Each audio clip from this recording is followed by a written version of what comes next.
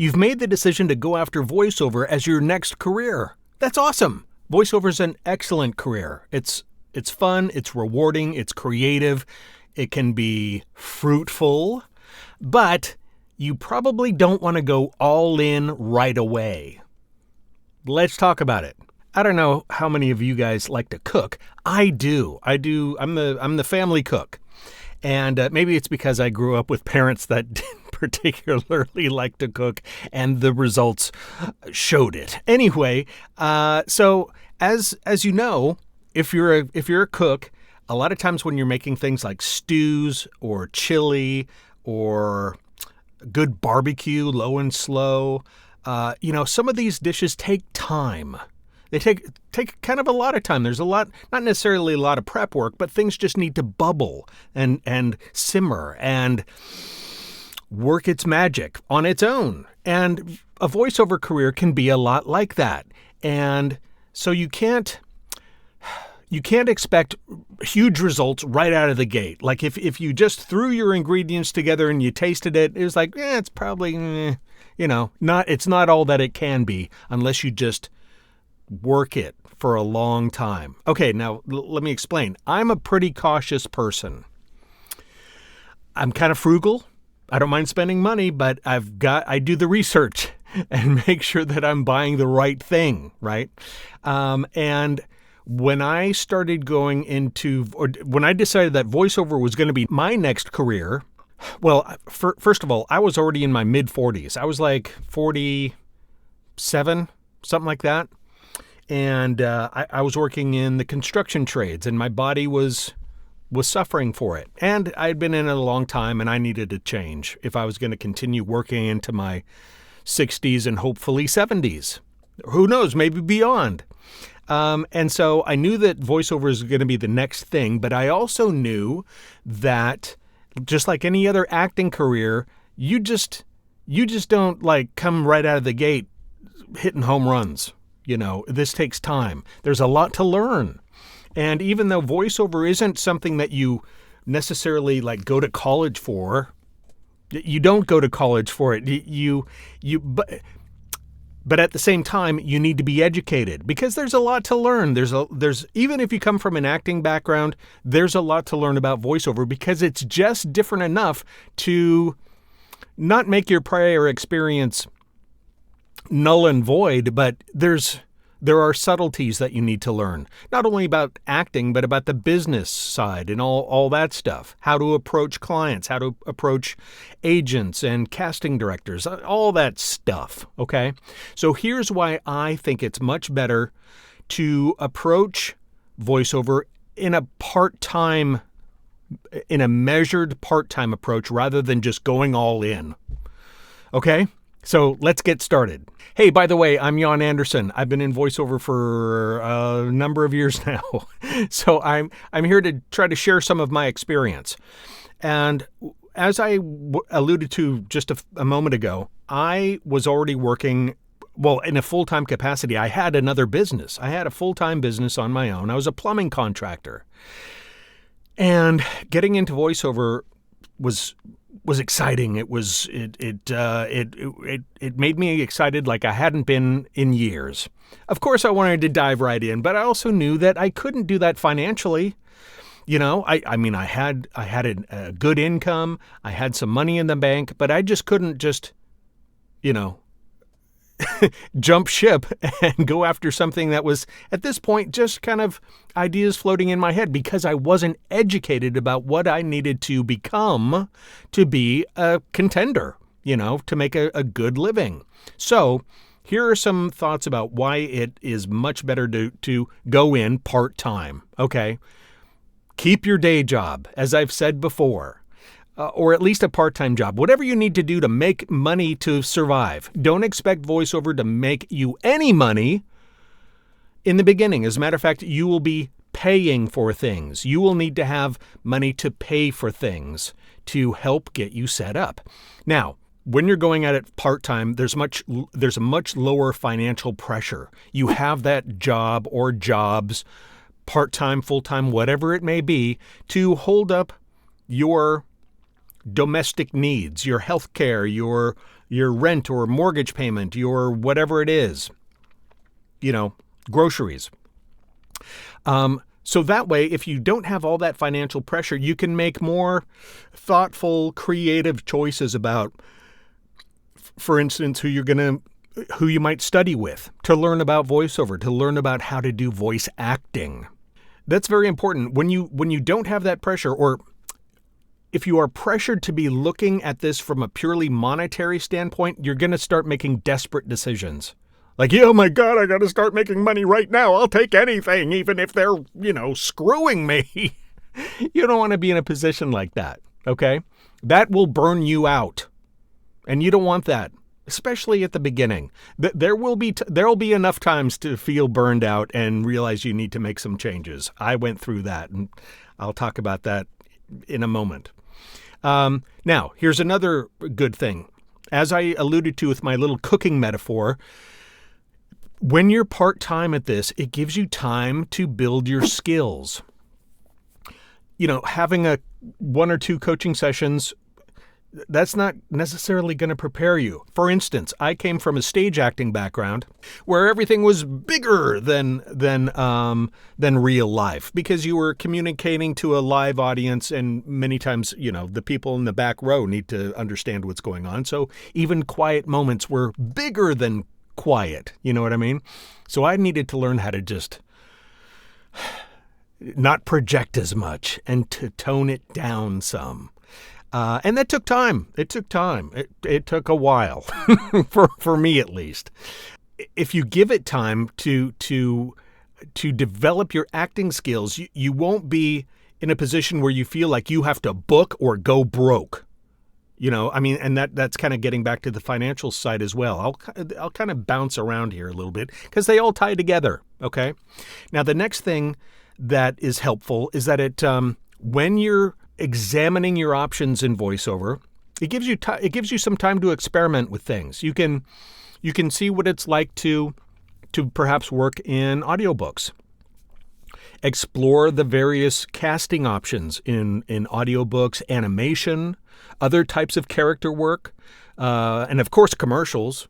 Tons of options there in commercial work, and other things like e-learning, other types of descriptive audio. Okay, and you have the time to do that without risking anything. I tried, for instance, I thought about getting into audiobooks at one point in the beginning. And so I kind of started going after that. I put together a demo, and I started auditioning on ACX. Thank God I never booked anything because it took me time to realize that I don't think I'm cut out for that. You really have to love reading books to be in that game. And I'm not a book reader. I ain't for all that book learning. No, I never have been. I read, obviously, not only for work, but for pleasure and just for information. But I like shorter articles. A book is just like, I've read plenty of books, but I get bored. I'll start drifting off, while my eyes are reading the words, my mind is thinking about something else. I'm not a good book reader. So that's why I decided, no, this isn't for me. Here's something else. A client base takes time to develop. It takes a lot of marketing. Now, when you're first starting, even when you're ready to go, even when you're ready for the market, you're an actor who knows their way around various types of copy, and you've got your website together. You've got professional demos to show people. When you've got it all together, your marketing efforts will start out here, and your work will start out about here. There's quite a disparity there, okay? Now, when you put in enough of this time, you start working, this starts to creep up. And the more time you're spending working, well, your time for marketing might decrease a little bit. And after time, one will overtake the other. You'll start working more than you're marketing. Marketing should always be at the top of mind because, clients are it's like a revolving door. One leaves, another one comes in. for a time. Then they're gone. Some are one-off clients. You'll never hear from them after one job. That kind of sucks, but that's why it's so important to develop a client base. A small handful of clients can make up 90% of your income. It's wonderful, but you can't count on that group of clients being there forever. So you have to continue to market, and that client base will change with time. Okay, so it takes time to put together. It takes time to develop, and approaching, your marketing in a part-time manner allows things to start to percolate with, video production companies and other types of people that use other types of companies that use voice actors.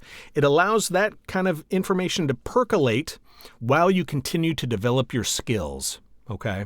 That's just another good reason to not even try to dive in headfirst into voice acting. Okay. Part-time wins. Now, this doesn't necessarily go hand in hand just with part-time, but this is just a good idea to keep in mind at all times. If you're not approaching things in a desperate manner, you're desperate to book everything, you'll make better decisions. You'll be more thoughtful about who you bring into the fold, whose job you will take. There are plenty of people out there that want to take advantage of you and your good nature and your excited enthusiasm to break into the voiceover world. I got an email just yesterday from a company that there were tells in the text of the email that were just like, oh man, no way. This one is not for me. And this one kind of ties in with my next point, and that is how to avoid burnout. Because I got trapped into a situation like this for a while. Trapped. That's a bit dramatic, but I started working for a company, an e-learning company, that the volume was high, but the rates were very low. But I was just so happy to be working regularly. But they were taskmasters, man. They had a super quick turnaround. As soon as they gave me the project, it was like, how soon can you get this? We need this as soon as possible. And I felt the pressure. And I don't mind that. I don't mind tight turnarounds and things like that. But what I will not any longer accept is being demanded that kind of thing and being paid poorly for it, and also not being treated with respect and dignity. I wasn't getting those two things from this company. If I'm going to be put under that kind of pressure, I want to be compensated well, and I want to be treated well. And I wasn't. And finally, I reached that burnout, and I just said, and I asked for a raise. I said, no, I can no longer I don't feel good about doing this kind of work any longer at this rate. How about, and I suggested a rate. I don't even know if I got a return communication after I asked for a raise. That was it. So clearly, this was not a company I wanted to be in business with. It was a tough learning experience, but, it was a good learning experience. Okay, another benefit to approaching voiceover as a part-time or something you do on your spare time is that when you continue to work, you can continue to fund this venture, because not only will you need things like training, coaching, that kind of thing, you'll also need gear for a studio. You'll need to create a good recording environment. All this takes funds. And if you try to dive into this right away, you're not going to be making any money to make necessary improvements, because you might think you have it all together, but until people start pointing things out that may not be great about your setup or whatever it may be, or your reads, and that you need coaching or you need to invest in some different equipment, you're going to be stuck. You're going to be stuck. So the more you can take care of these kind of issues when you don't have financial pressure, the better. Okay, the last point I want to make here is to manage your expectations about how quickly you will get to the point where you can go all in. And for me, even though I was ready, I was working a little bit, I was not, again, I took the safe route. I was not going to jump ship of my job, my other company, until I was making enough money from Voiceover. Say that this was my income from my plumbing job, my plumbing company. I was not going to ditch this income, even though I so wanted to. It just wasn't smart. It wasn't frugal. Until my voiceover career, my voiceover income rose to match or even have a trajectory of surpassing it. Now, that was my decision. Maybe you don't need this income. Maybe you can survive on this income, but don't jump ship on your other income streams before you are really ready and that you've got a proven track record. Because, like I've said before, this is like your voiceover income. It's a roller coaster. There are ups and downs all the time. You know, you may collect a whole bunch of checks one week, and then for another couple weeks, there's nothing. There's nothing coming in. You might have booked some jobs and done it, but it takes companies, it can take a while. Sometimes it can take 30 or 60 days to collect on that invoice. You know, I always encourage people to pay within 30 or sooner, but you know, some of these large companies, that's not how they roll. But anyway, so getting back to my main point here, be smart. Have a plan. Don't go all in until you're ready to. It took me 3 years. I now wanted to finish that thought. It took me 3 years to get my income up to this point. 3 years. That's average. From what I understand back then, you know, because I was curious. I asked some of my friends and things like that who were, you know, my peers and that kind of thing. Hey, how long did it take you before you could go full time? And yeah, about 3 years was kind of the average. Now, of course, that's all dependent upon your individual needs. Just because somebody else made it in 1 year, maybe they don't pay rent or mortgage, or maybe their spouse pays for their health insurance or is the primary breadwinner. If that's the case, hey, that's fantastic. You know, more power to you. But be realistic. Don't go all in until you're really ready to, because that you could be facing financial pressure and burnout. And then you'll just say, you know, F it. Voiceover sucks. It's not for me. Before you've even had a chance to really have a serious go at it. Okay? So hang in there. Be smart, be wise, make clear, creative, and thoughtful choices. That's just going to help you in the long run. Okay? Thanks for watching. What else do I want to say? I guess that's it. Thanks for watching. I will not be having a live stream next week. Not that anybody joins me anyway. We're having some work done on the house, and so next week is going to be a little nutty around here. But anyway, thanks for joining me. See links in the description if you want to see other offerings and that kind of thing. Other than that, take care and take it easy.